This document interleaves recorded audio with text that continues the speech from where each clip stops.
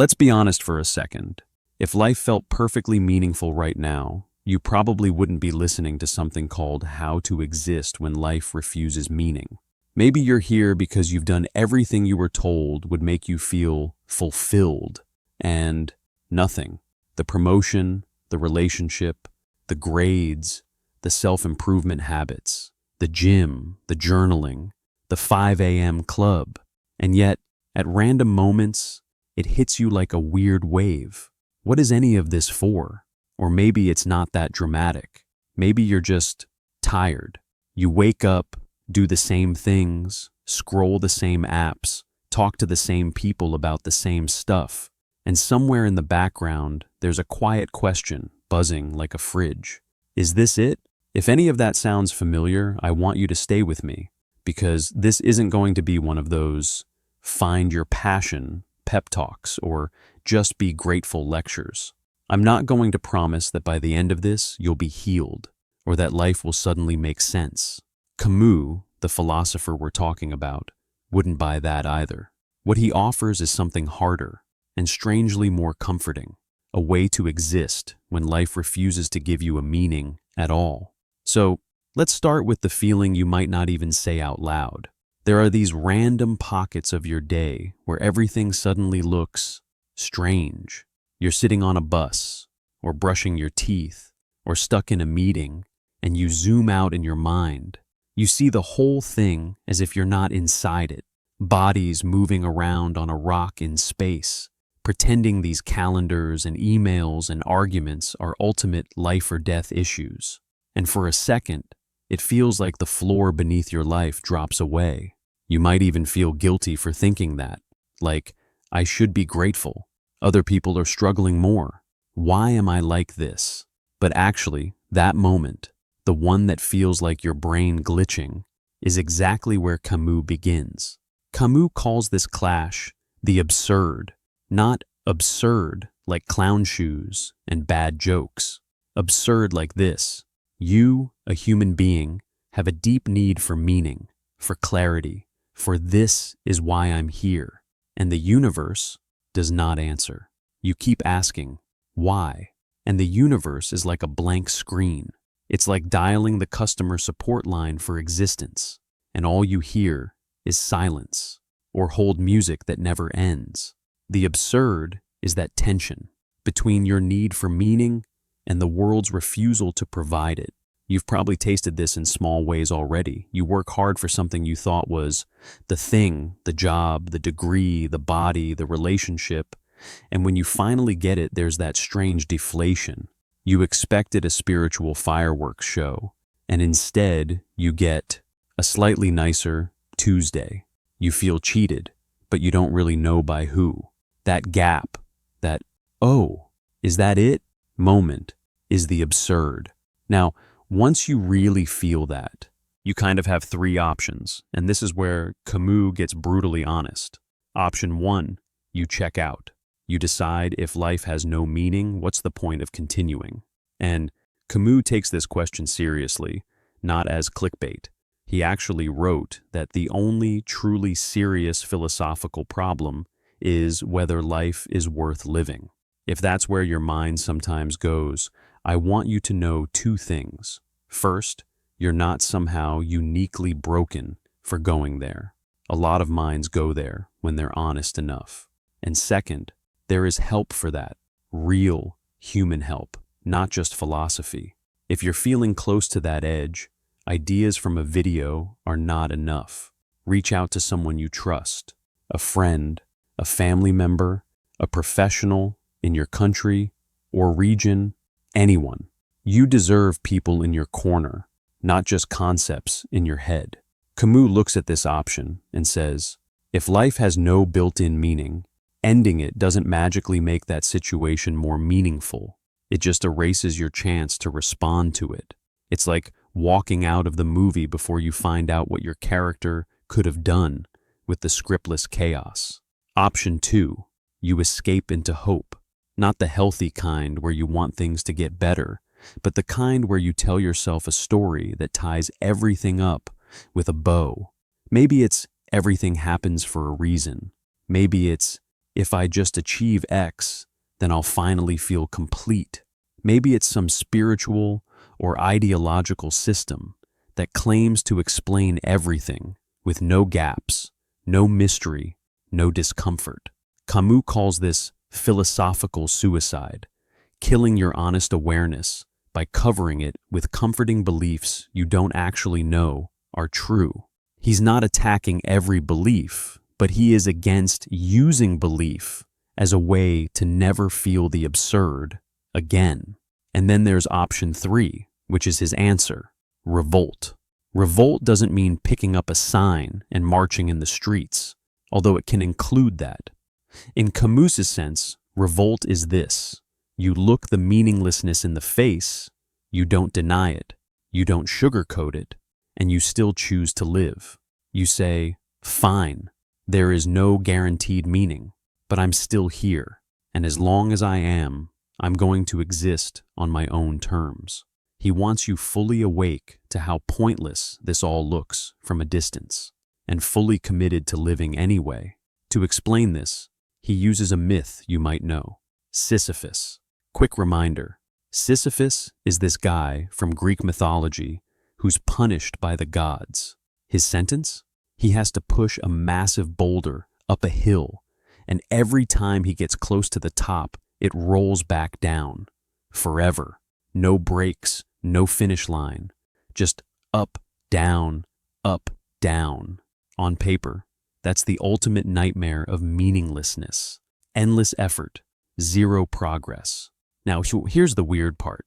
Camus ends his essay on Sisyphus with this famous line: one must imagine Sisyphus happy, pushing a rock that never stays put.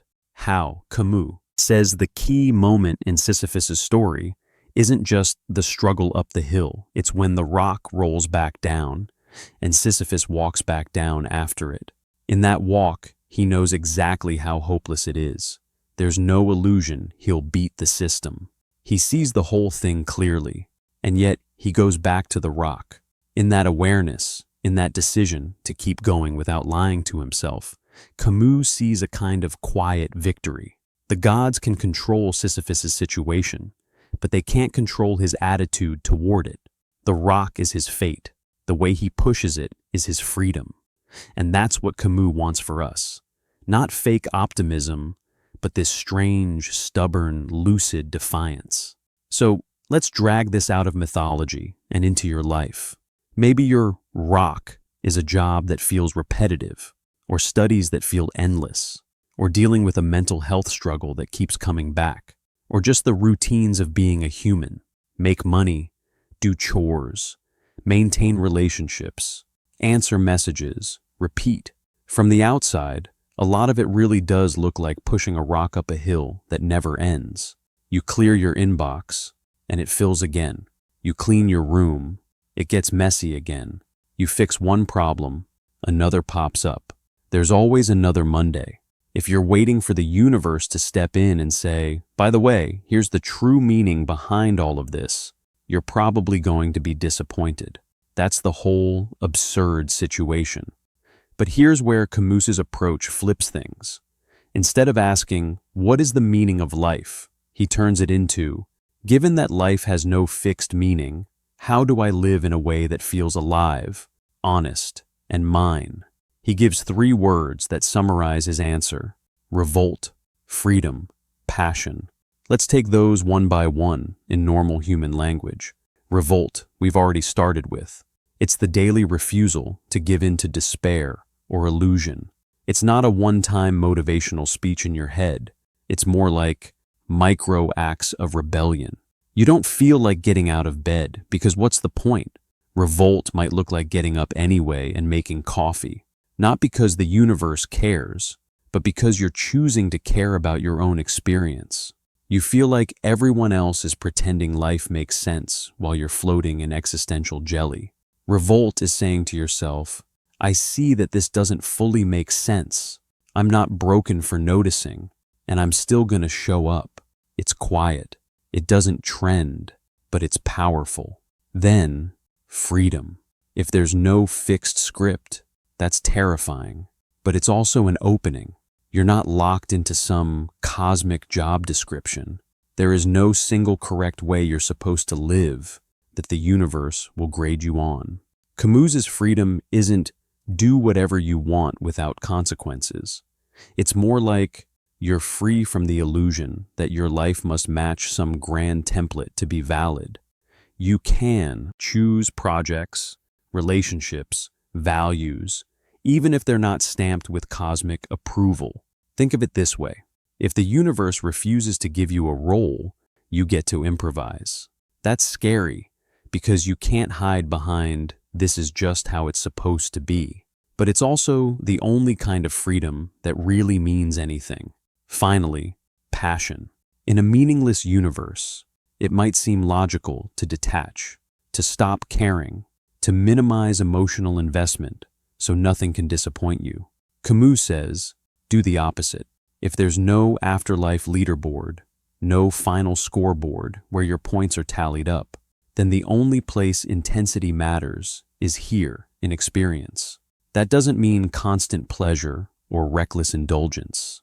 It means being fully present in the things you do choose, eating a meal and actually tasting it instead of inhaling it while scrolling, laughing with a friend and letting yourself laugh all the way, even if you know both of you are tiny blips in a giant, indifferent cosmos. Throwing yourself into a project not because it will last forever, but because you're here now and you can. Passion, for Camus, is about squeezing as much lived experience as you can out of the time you're given, precisely because you know it doesn't last and it doesn't add up to some external meaning. Revolt, freedom, passion, none of those remove the absurd. They're what you do inside it. Now, this all sounds kind of cool in theory, but you might be thinking, okay, but what does this change tomorrow morning when my alarm goes off and I still don't know what I'm doing with my life? So let's get more concrete. Imagine waking up tomorrow with one small shift in perspective. Instead of asking, what is the meaning of my life? You ask, given that life isn't handing me meaning, what's one thing I can do today that feels like a sincere yes from me? Just one thing. Not find my purpose, not fix my entire life plan. Something as small as going for a walk without your phone, texting someone you care about and actually saying what you feel, spending 30 minutes learning something just because it fascinates you, not because it's useful. From a cosmic perspective, those things are tiny. The universe does not applaud. But from Camus' perspective, those choices are where your freedom shows up. They are your way of saying, I know none of this is guaranteed to matter forever. I'm still choosing to be here and to engage. And look, you don't have to be dramatic about it.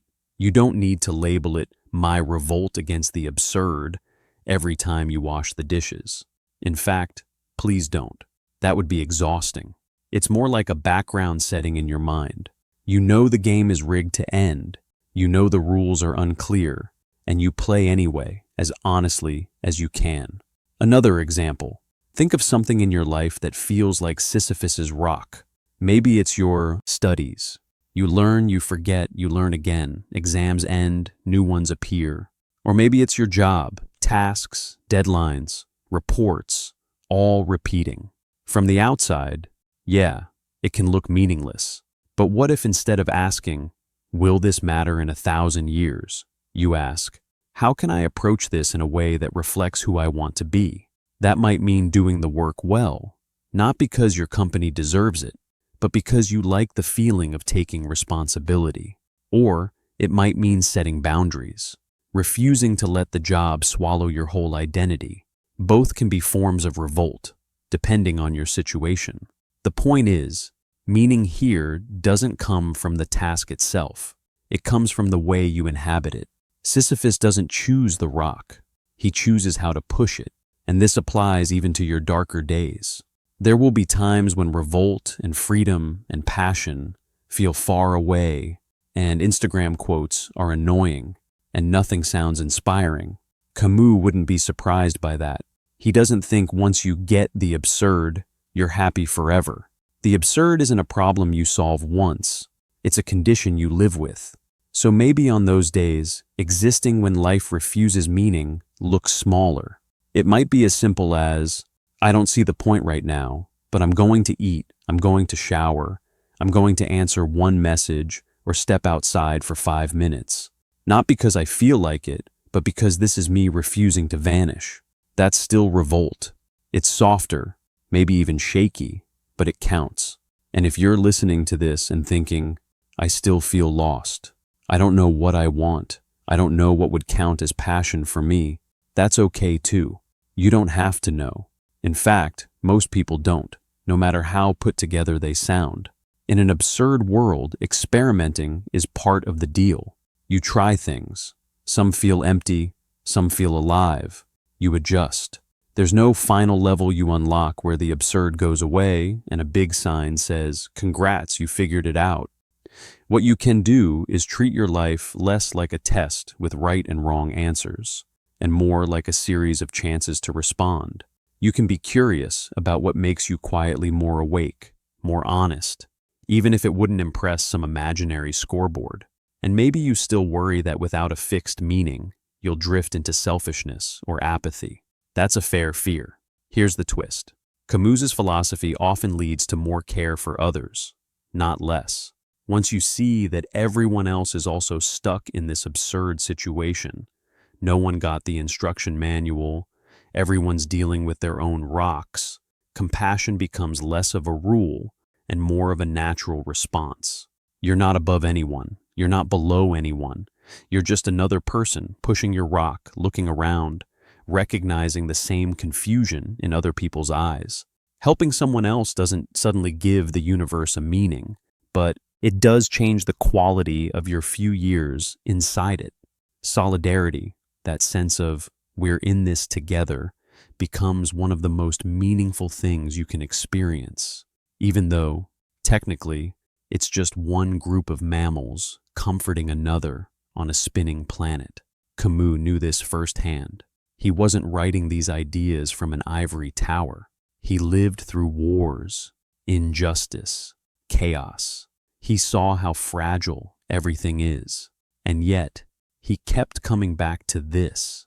The fact that life has no guaranteed meaning doesn't free you from responsibility. If anything, it intensifies it, because if nothing is written, then what you do actually matters more, not less.